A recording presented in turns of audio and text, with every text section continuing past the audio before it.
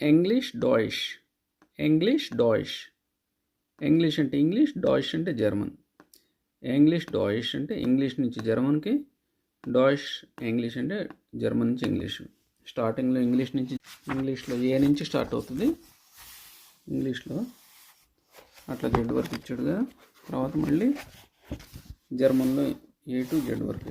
English to German, German to English dictionary 2003లో ఉంది ఇది.